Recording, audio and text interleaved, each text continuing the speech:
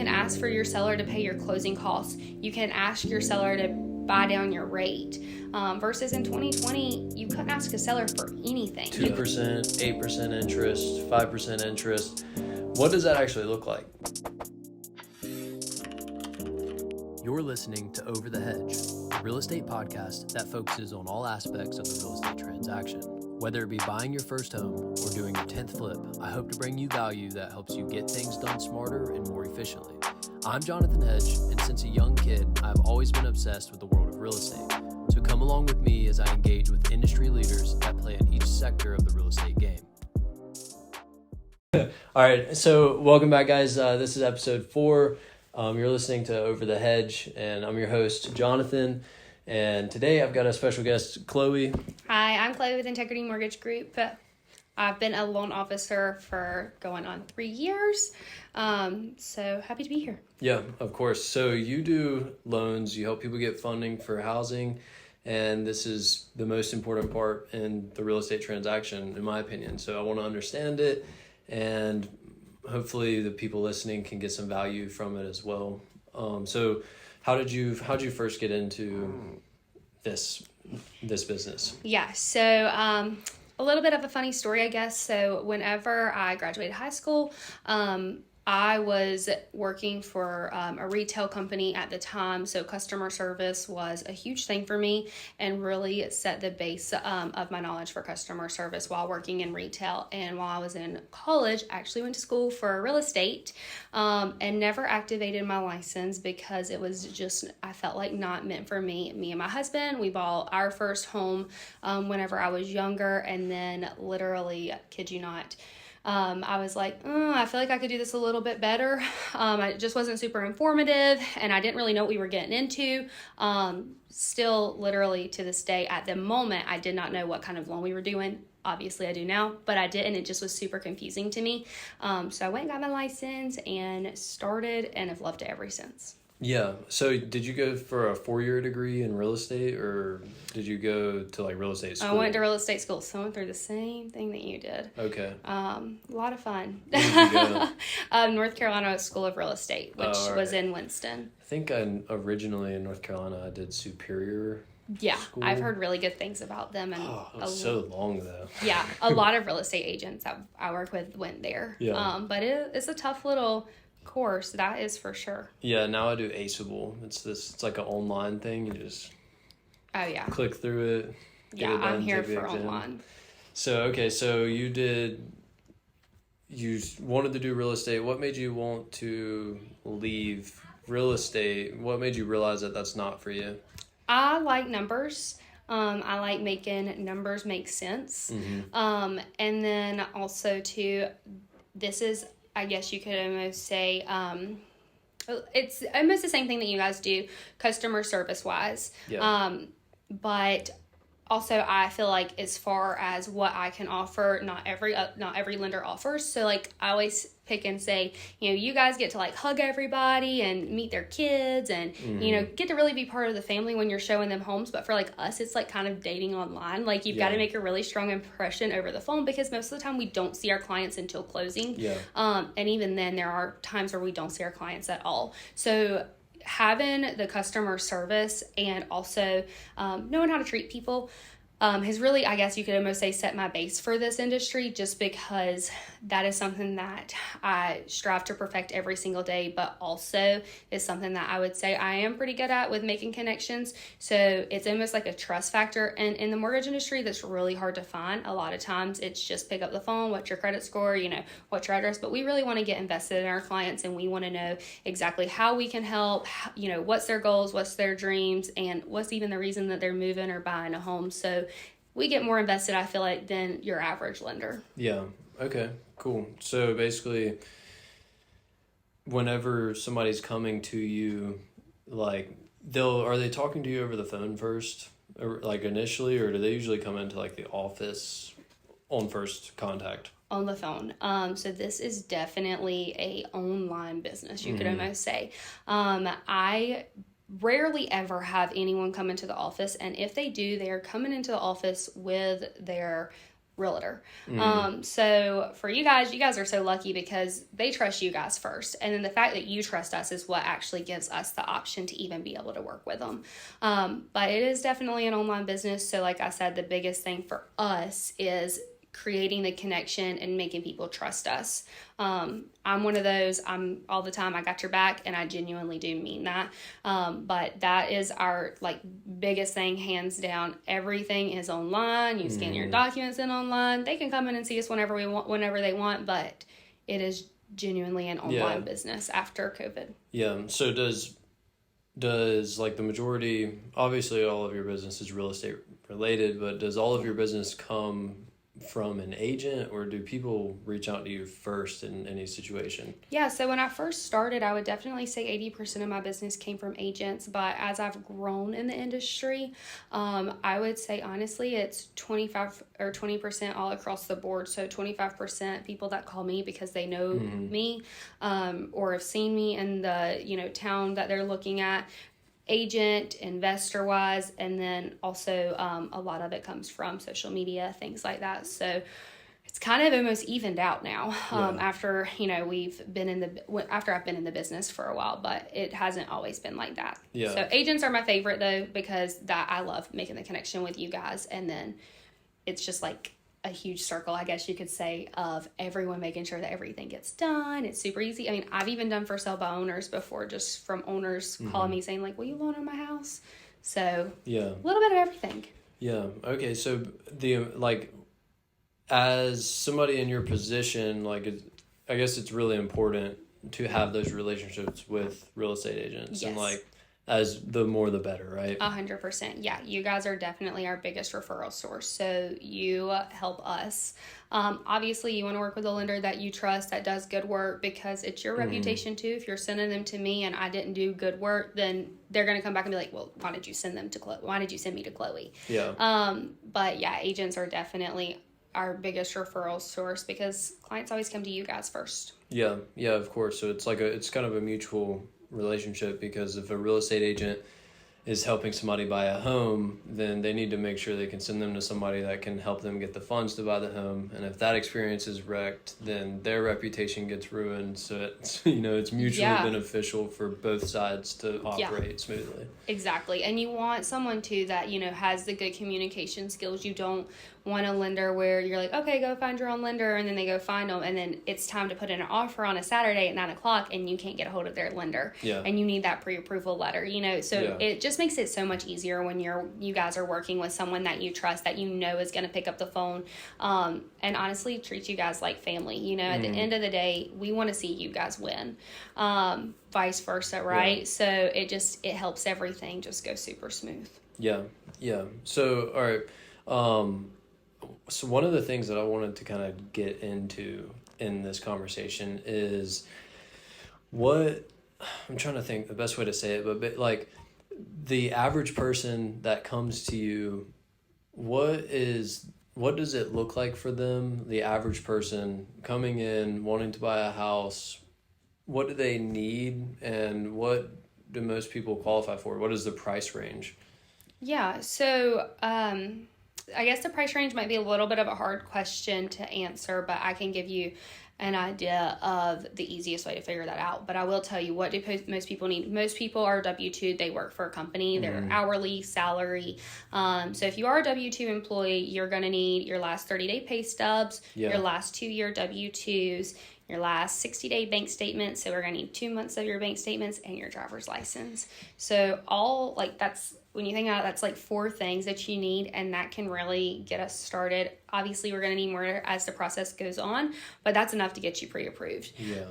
So we can tell, obviously, with the 2-year W-2s, your job history, your pay stubs, we can see overtime, things like that.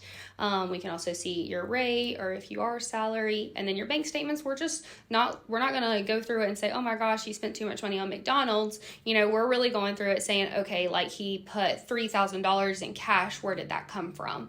That's kind of what we're looking at bank statement wise, and then also to see how much they have saved up, and then driver's license, just to of course give us identification. So $3,000, you said, $3,000 in cash.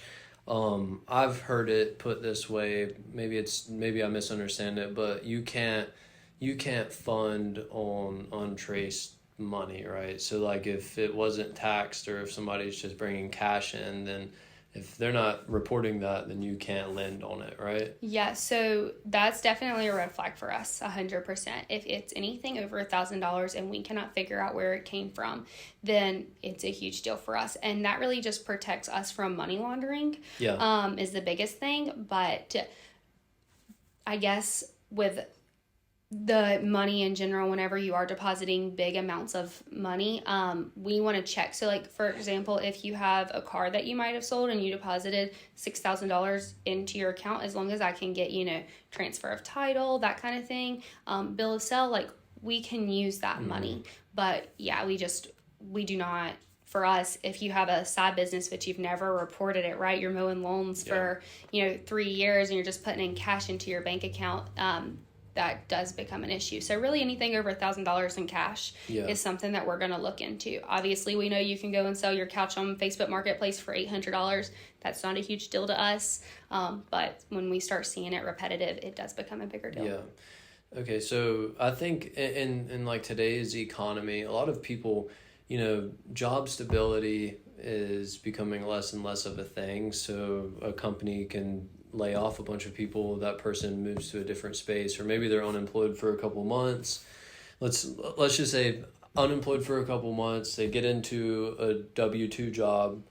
How long do they need to wait on receiving those pay stubs to start looking at getting a house? I think that's an awesome question that a lot of people do not know the answer to. Yeah. So I love that. So if you have a 6-month or larger job gap, that's when we have a problem. If you have a 2-month job gap because you broke your leg or something like that, we're not going to have a huge issue with that. And we also understand too, COVID did happen. So we also understand life happens. We are one of those lenders that understand things like that get into the way. Yeah. So for example, let's just say that I was working at an eye care business as a receptionist, and I went to an attorney's office and was a paralegal. I'm still doing paperwork regardless of what career I'm in. So that's something that is easily, as long as we can trace it, we're good. As long as we can see those dates, we're fine. So as long as you've really had a stable job history for 2 years and haven't had a 6-month job gap, we don't have a huge problem with it. And then another thing, like you said, is, how I guess they can get a job and go about it that way. So I think one of the really cool things about the mortgage industry a lot of people don't know is if, let's just say I move in, or you're moving to North Carolina from Florida, and let's say that you were you worked at Lowe's, right, and you're coming here. So you could potentially transfer with Lowe's to here, and we can use that income, or you could go and get a job offer letter at Home Depot, and we can actually close you on that job offer letter. So if it says you're going to make $18 an hour and you're going to start January 1st, we can go ahead and close you and get into your home, moved up here, and start your job, and we'll just get a pay stub after you close. So something like that's really cool for some, relocation. Okay. And all right. And then, so the other thing, which is a big space, a lot of everybody that I know is in this field of sales, 1099. Can you shed some light on what the process of getting funding in sales? Because obviously 2 years is a big thing. Is there any way around the 2-year idea? So yes and no. So 2 years is definitely your average. If you are self-employed, you're doing your own tax returns, that kind of thing, you have your own business, you do normally have to have 2 years. That is probably one of the biggest things. And most of the time, self-employed people do not claim enough. They do a lot of write-offs. So a really cool thing too is you can always go back and amend those tax returns if you had to. If you have, let's just say, 5 years in the business, and you might not have done your last 2-year tax returns, right? Or you haven't you haven't done your last two, but you have, let's say 2021, but you haven't done 2022 yet, right? We would just need to see like an extension for those. And then the biggest thing too is we can go off of a P&L. So we can go off of a profit and loss for 1 year. So that kind of helps. You just have to have proof that you've been in business for 5 years. And then we have other products too that are going to be like bank statement loans. So for people who might have wrote off a lot on their tax returns and they don't want to amend them, then we'll do bank statement loans. We'll get 12 months of your bank statement. So that's kind of your, I guess you could almost say, loophole through that. We'll get 12 months of your bank statements, and then we'll average what you're putting in and pulling out of your bank. You do have to have a business for it, obviously, but that right there is pretty huge. But you do have to put 20 to 25% down. Yeah. We call that a non-QM loan, so non-qualified mortgage. But that's probably the biggest alternative for your self-employed people that don't have 2-year tax returns, is to go the bank statement route. What if they're bringing more cash, like more money to the table? What? Because I know people that get into work in some space, especially like real estate or any sales type of position where they may randomly make $30,000 or $40,000 in 1 month, and then they do that for like 3 or 4 months, and now they've got $100,000 and they're ready to get a house. Can they get a house then? Potentially, if they're going to put down, a lot, yeah, it is a potential. We still would have to use their 2-year tax returns, but yeah, that definitely could help as far as like, if you're going to buy a $200,000 house, but you only claimed, $20,000 in the last 2 years, for just 1 year. So like, let's say $40,000 in the last 2 years. And you're going to put down $100,000. Yeah, it's definitely going to help you get approved for a lot less. But you obviously have the capital to make up the difference. So something like that could definitely help. The biggest thing is whenever it comes to like commission jobs, sales jobs, real estate, your own business, we know how it is. Your pay is different, like you said, every single month. So for us, we've got to be able to prove that pay is going to continue to stay the same or increase. So that's why we have to have a 2 years, because we need to average it. So a lot of times, like truckers, sometimes they'll get paid by truckload for a year and then they'll switch and they're paid by mileage. That's hard for us to average because of the simple fact that it does, go up, go down. We can tell sometimes, like in holiday season, like they're working a lot more, traveling and stuff. So things like that, that's the biggest probably downfall of being self-employed, is it is really hard for us to be able to average it, unless you have a really great accountant. Yeah, of course. So one of the things that I do here in North Carolina is I design like foundation repair. So I do that on top of the other things that I'm doing, and basically like I'll go out to somebody's house, their crawl space is getting water in it, I design a plan, and I'll get a commission off of the plan if they get it, but I also get a base salary there. Now the commission and the salary is all W-2. What would that look like? So if it's all W-2, my pay stubs completely different. Still W-2, it's just completely different pay stubs. But you have your base. So we can go off your base all the time. So for example, we have a lot of car salesmen here, and we have helped numerous car salesmen. Shout out to Ashboro, Toyota, Nissan, all that good stuff. Yeah. They have used us a lot and we really appreciate it. But they have a base and then they have commission. They've been in it for 2 years. We can average their commission and use that commission, but if they haven't, we can only go by their base. Okay. So one really cool thing to get around that for borrowers that a lot of people don't understand is a lot of people want to do stuff on their own, which we totally understand, but also you can always have a co-borrower. Now, we also know that a lot of times co-borrowers do not live with you. So for example, let's just say that your mom, she lives in Florida, right? But you have this base pay and you want to get approved for a little bit more than we approved you for. So we'll use your base pay. Your mom can be a non-occupant co-borrower, which is really nice. So we do have to count her debt against you, but her income could potentially benefit you. So that way you could be able to get qualified for more. Yeah. So that's something a lot of people don't realize. And then, they do want to do it on their own, which we understand, but you can always refinance and take mom off 6 months down the road. Yeah. Okay, can you? Which is cool. Yeah. The hard part there would be getting somebody to agree to throw their name Right. the loan you got for your house. Yeah. Well, a lot of self-employed, like you said, like, Yeah. they are making a lot more cash and stuff under the table that Yeah. isn't accounted for. So sometimes that does end up benefiting them to do it that way instead. Yeah. Because for me, in Miami, I mean, in Miami, I made cash. I worked, majority of my money I made working on the beach at a hotel, getting cash tips all day, not even $1. Yeah. Yeah, I had a waitress call me just yesterday. And she was a waitress before, and now she's like a barista. Yeah. So for her pay is different, but she has a base, so we're able to use her base income. But her tips, some of them are accounted for, some of them are not. Yeah. So we can only use a certain amount of that. But that's the biggest thing, is we have to average, what is shown. So Yeah, of course, I get it, 100%. So I guess some clarity on that idea. So what about interest rates right now? It's a big thing. Nobody likes them right now. Everybody I talk to says that they're never going to sell their house because they have a 2% mortgage, and they're never going to move because of that. I have some opinions about it. Like, I think that 7-8% is probably where it should be over time from what I've seen. What do you think? What is going on?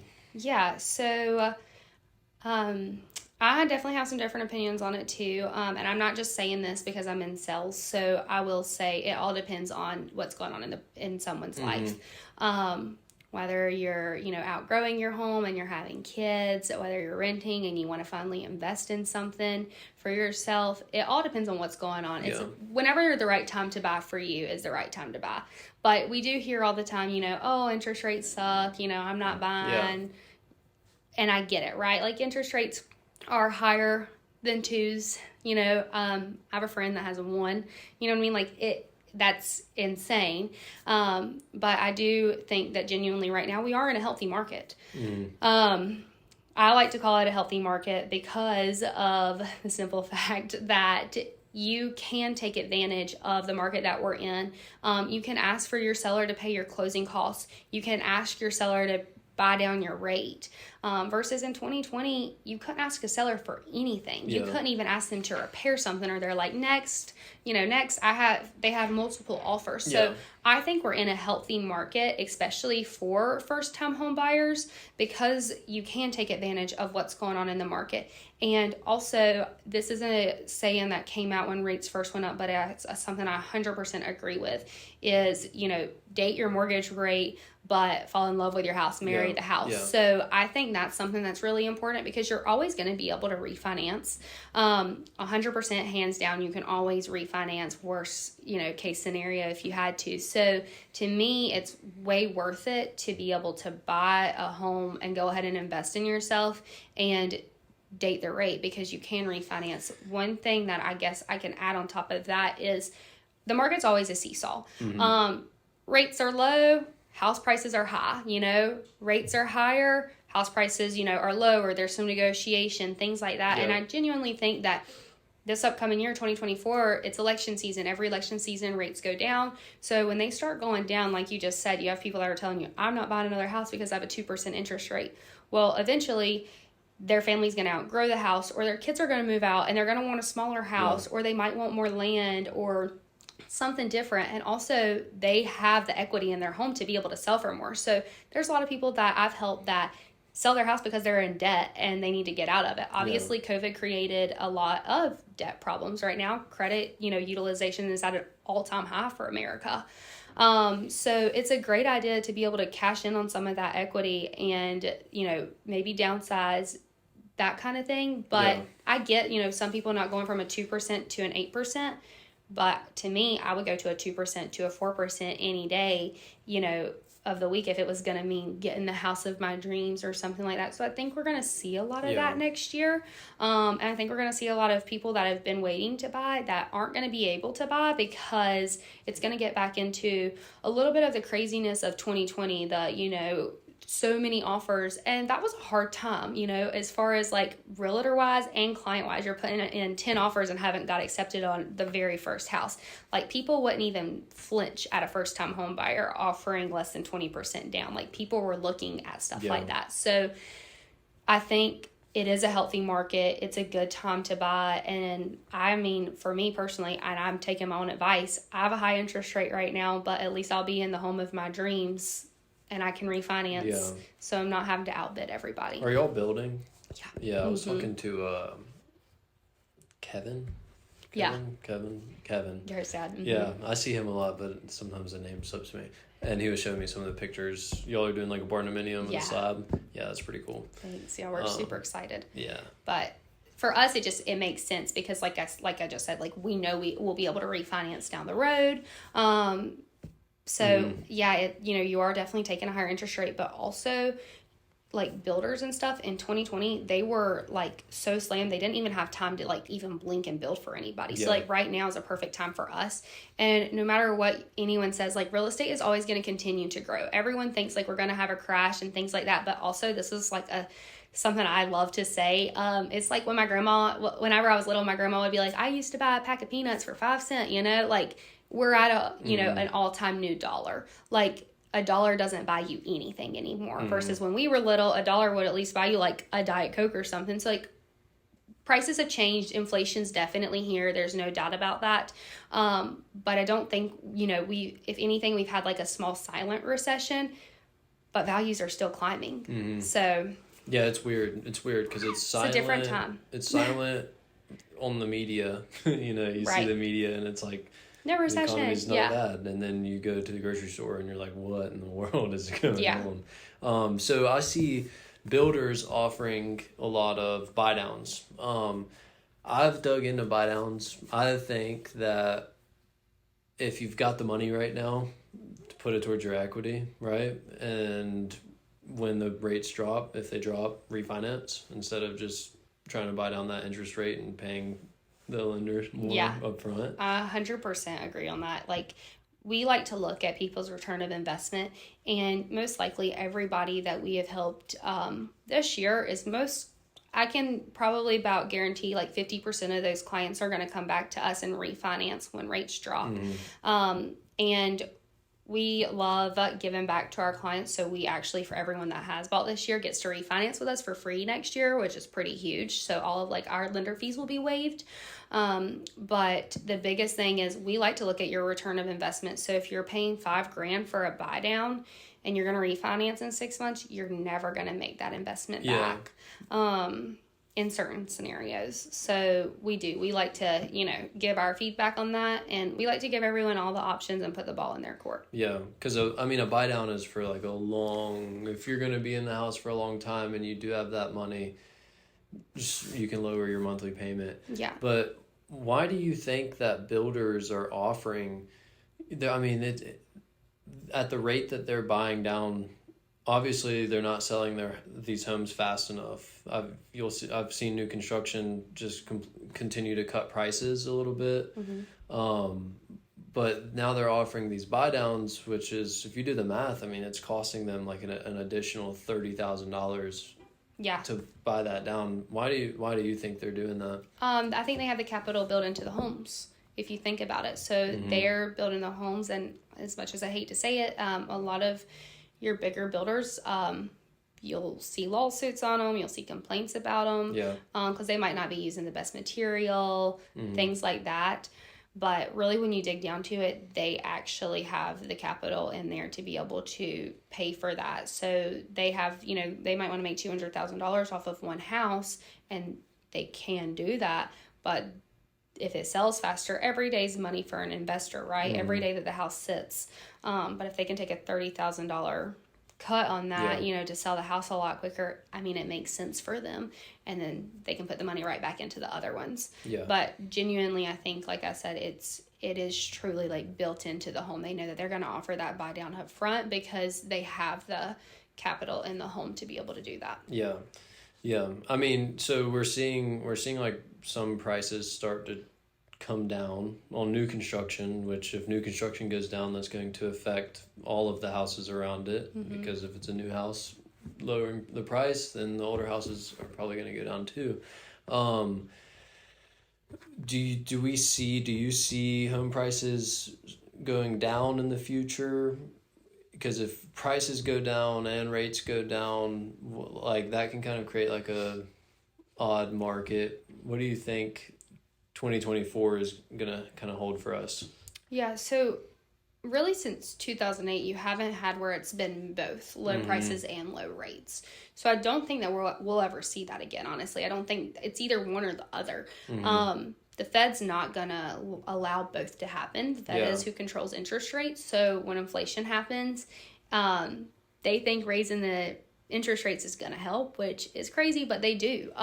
So now that inflation reports have came back better, one of the reasons they've came back better is because people are spending their money. It's Christmas time, things like that, right? But now that inflation reports have came back, that's why we're starting to trend lower. And then we also are going into election season. It doesn't matter Republican, Democrat, what side you're on, they're going to make it look good.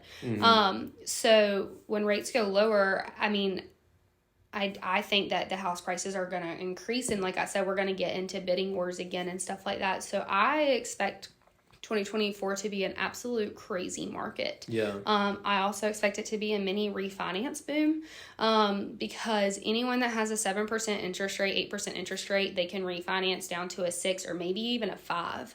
And that's going to save them a lot of money. Or they're going to take advantage of some of their equity and cash it out and, go and buy an investment property. Real estate, 100% is one of the best things to invest in. We all know that. Every millionaire has real estate property, so it's 100% the best thing to find or to get into. But the biggest thing, like you're saying, is I guess as far as leveling it out, I'm just not so sure that we'll ever see that again. Yeah, because it's weird. Like lumber is back down at the price that it was kind of pre-pandemic.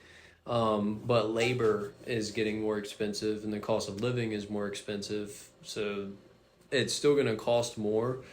But I think because lumber, when they were building all of these houses, a year ago or a year and a half ago, lumber was so expensive, which was just driving the price up. Do you think that the prices are going to come down from that though? Like we're seeing it drop a little bit, but the cost to manufacture has to come down at some point, right? Yeah, I would definitely agree with that. It does. I feel like you're right. It does have to come down at some point. I'm just not so sure it'll come down to where we were at prior. Yeah, I don't think so I'm sure we're definitely going to see, the market's always going to go up and down, up and down. That's just the market. So I do think that we'll see that. I'm just not so sure, like, when me and my husband bought our first home, we bought it for $109,000. And it was a nice home. We remodeled it. I always tell everyone, we accidentally flipped it because we did. We planned to be there for a while, and then some land came up, and we ended up selling it, and we just done enough work to, accidentally flip it. But a house with good bones right now, for $109,000, it doesn't exist. Yeah, you can't find it. Yeah, you can't. So I don't think we'll see prices at that point again, unless something happens with the economy that's huge, that is unpredictable. But I do think that, people can get into homes for where they want to be price range as far as monthly payment. A lot of people are paying, $1,200 a month in those 2% interest rates for a $300,000 house. So I don't know if we'll see 2% interest rates anytime soon. And as much as I hate to say it, something bad in the world has to happen for us to have really, really low interest rates. So if you've noticed the war that's going on, it affected interest rates. Things like that, it does affect interest rates. Yeah. So I don't want another COVID. 2% interest rates were nice, but genuinely, like I said, that stuff is super unpredictable when it comes to that. I do think the market has to stable out sometime. It has to give, and I think that's what it's going to do in 2024 with the lower interest rates. And rent isn't going down. You can't find anything to rent for or anything decent to rent, even under $1,000. But you can get into a house for $1,000, So Well, people rents based off of like the 1 or 2% goal of like, so I want my monthly payment to be 1 or 2% of the value of the house. But now kind of with interest rates, it's hard to match that and be able to have like additional money coming in. Yeah. So like if I'm managing this property and if it's $100,000 house, $1,000 a month rent, I'm probably not making much off of that, but I'll see the equity grow. That's kind of off topic, but that's huge. Yeah. Yeah. I mean, equity is everything in a business adventure, personal, like you want equity. Because equity is security. You know, if something goes wrong, you can cash out on your equity. Yeah. Or if you want to start a new adventure, you can cash out on your equity. Or if you want to grow wealth, cash out on your equity. Do you work with that with getting, if somebody has equity in their house, can you help them take out like a loan against that? Yeah. So we do, and we do work with investors quite a bit. We can do cash out refinances. We do not do home equity lines of credit. Depending on what you're wanting to do, sometimes it's a great thing. Sometimes it's not the best. But I have a friend that just recently took out a home equity line of credit through her bank. Banks are the ones that normally do home equity lines of credit. Yeah. And she remodeled pretty much her whole house with her home equity line of credit and is going to sell her house, be able to pay off her house, pay off the home equity line of credit, cash in some money. She already has land that she's bought, and then be able to buy a trailer, buy a camper, whatever she decides to do to be able to, live there until she can build or even start building. But home equity lines of credit are a great idea, depending on what you're using them for. Yeah, you have to be smart with that. I see and hear people going wrong with those. Yeah. You'll hear the term HELOC a lot. So when people talk about getting financing in real estate, HELOC is what you'll hear, home equity line of credit. But all right, so with getting the house, again, kind of changing the topic because I don't want to be here like too long, but I do want to cover what is the big difference. Like we see 2%, 8% interest, 5% interest. What does that actually look like? Because, okay, if I do have a $200,000 house with 2% interest, I'm really not paying that much. I've seen that. I know my parents had like a $300,000 home when I was growing up with very low interest, and their mortgage was too low. Yeah, right? Like they got to live a good life because, they were paying their monthly payment that was super tiny. So they got to spend money on other things that they wanted. Yeah. How dramatic is the difference? It's very dramatic. So everyone that has bought this year, and let's just say 7 and 8s, they've got, obviously earlier in the year of 2023, we were in some 6s and stuff, but most of the people that bought this year are in 7 and 8s, unless they did a special program, bought down the rate, things like that. So if we drop into the 6s in the spring, right, and then you have the potential to get an actual 5%, so somewhere in the 5s, you're looking at saving, $400, then off the life of your loan, you're looking at saving a lot of money. I don't like to talk about life of the loan because most people either move every 5 years, that's a statistic, or they refinance every 2 years. So life of the loan isn't a huge thing because most likely you're not going to ever make it to that full 30 years at the same home, things like that. But the biggest thing is to make sure that you are comfortable with your monthly payment, because at the end of the day, rates really don't matter as much as everyone thinks they do. What comes out of your bank account every single month is what matters, right? Payment. So like, how can we get your monthly payment to where you need it to be? And there's a lot of, other things that you can do to get it to where you need it to be. One thing a lot of people do is they don't escrow. They pay their property taxes and insurance every year. They get a discount on their insurance because they're paying it per year, and now they're just paying their principal and interest. So that makes it a lot lower of a monthly payment. You got to be prepared, of course, to pay your taxes at the end of the year, but it does help. But you're looking at you go down 2%, you're looking at a really nice break. Yeah, of course. Gosh, I play around on the rate calculator all the time, and I don't have my phone, I would do it, but I have mine. it's like 8% on a $300,000 loan versus 6% can be literally $400 or $500 a month. And then you can only imagine, you just keep bringing that back down to like 2%. Obviously, that's not $50 a month at 2% because you're paying a lot of principal, but you're paying a lot less interest. So like whenever people are getting a mortgage, the amount of the monthly payment at first, when they do first finance it, a lot of that's going straight towards interest, like the typical way of financing. Yes. So the amortization rate, I think I said that right? Yeah. Amortization. So if my monthly payment's like $1,000, my first couple payments is like Straight to interest. like all of it. Yeah.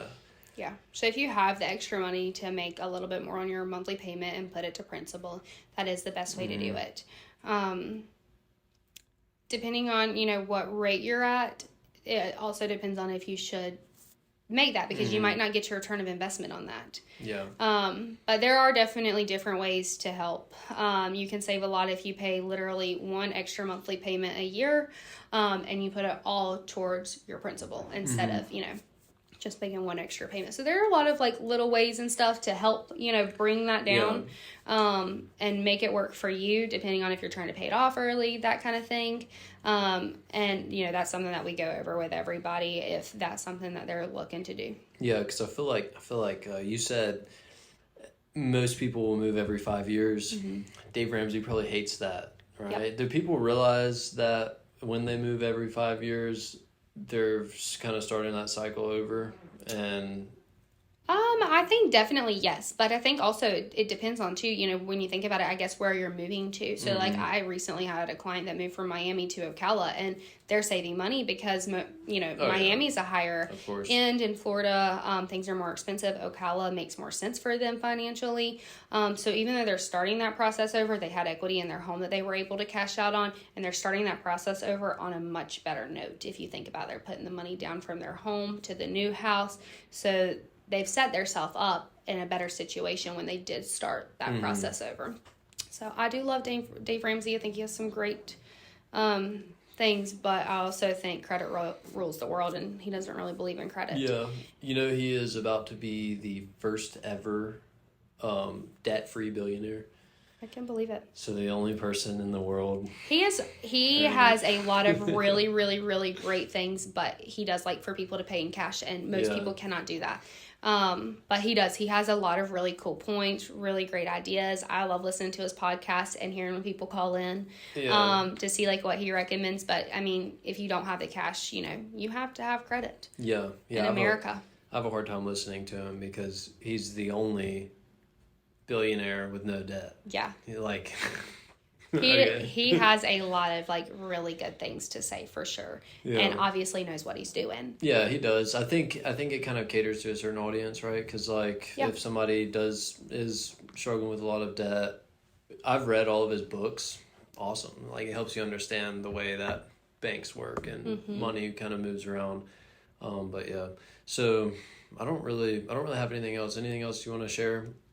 No, if you don't have any other questions, I'm good. Cool. How can people find you? Yes, you can look me up on Facebook, Chloe Joins Brewer, Integrity Mortgage Group, Chloe Joins. That is me, so that's where you can find me. Is it Joins or Jones? Joins. Yep, J-O-N. Jones with an I.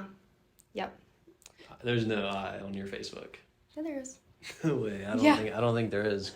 Chloe Joins Brewer. Yep, that is me. So you can find me there, and then my number is 336-964-4983. I give everybody my personal number, so it doesn't matter what time you call me. I'm not like banks, so I don't shut down at 5. We work whenever we're needed.